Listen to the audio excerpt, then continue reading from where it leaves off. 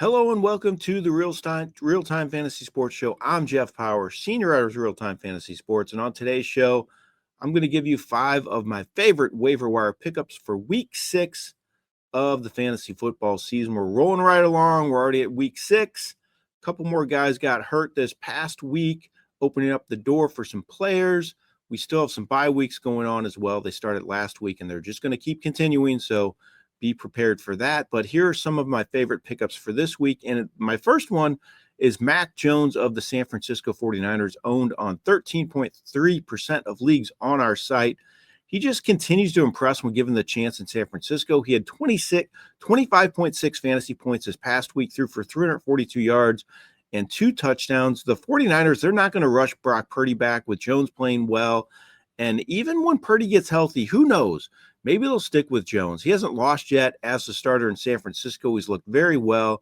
I think as long as Jones is out, we don't really know how long he's going to be out, but as long as Purdy is out, I should say, I think Jones has some real spot start appeal for fantasy owners in this great offense. He produced this past week without his 2 top receivers in the lineup, still got 25.6 fantasy points. So if you're looking for a QB, I would consider getting Jones, even with the question marks surrounding Purdy's return.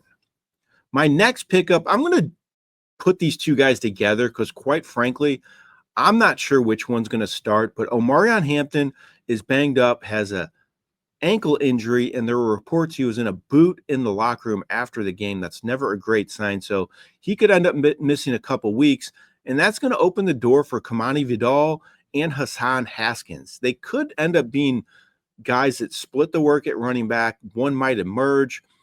I don't really know at this point. If I had to guess, I think Vidal might be the slightly better option, but Haskins is probably a better pass catcher.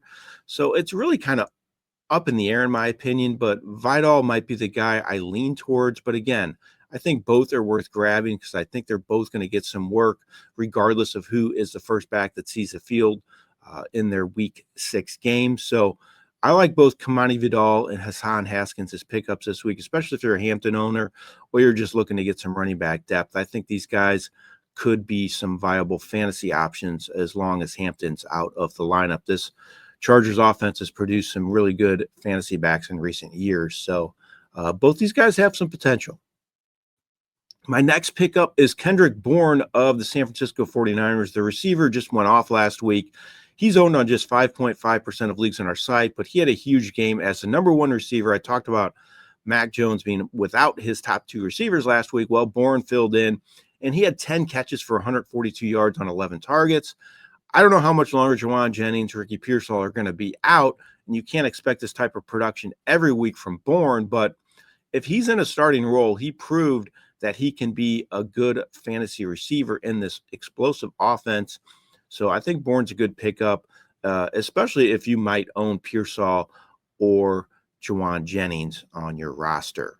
My next pickup, my last 2 pickups are actually both tight ends. Normally that position isn't easily filled if you're looking for options on the waiver wire, but I think there's some guys out there this week. I'm not even going to mention one, and that's AJ Barner, who's performed well in Seattle, but I'll mention these other 2 guys. So there's 3 of them out there that I think could help. But the first one's Theo Johnson of the Giants, 9.2% owned on our site.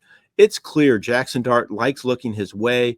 He's emerged as the starter in New York, and guess what? Johnson has found the end zone 2 straight games. He has double-digit fantasy points, 2 straight games with Dart as his starting quarterback. I think his value is just going to continue to rise on a weekly basis as long as Dart is his starting QB. So I like Johnson going forward. I think he's going to be a good spot play for fantasy teams. My last pickup of the week is the good old reliable Swiss Army knife, Taysom Hill in New Orleans. He's back from his torn ACL. He's owned on just 18.2% of leagues on our site, which was a little surprising to me. I thought his ownership percentage would be a tad higher, but it's not too high. So he's out there in a lot of leagues.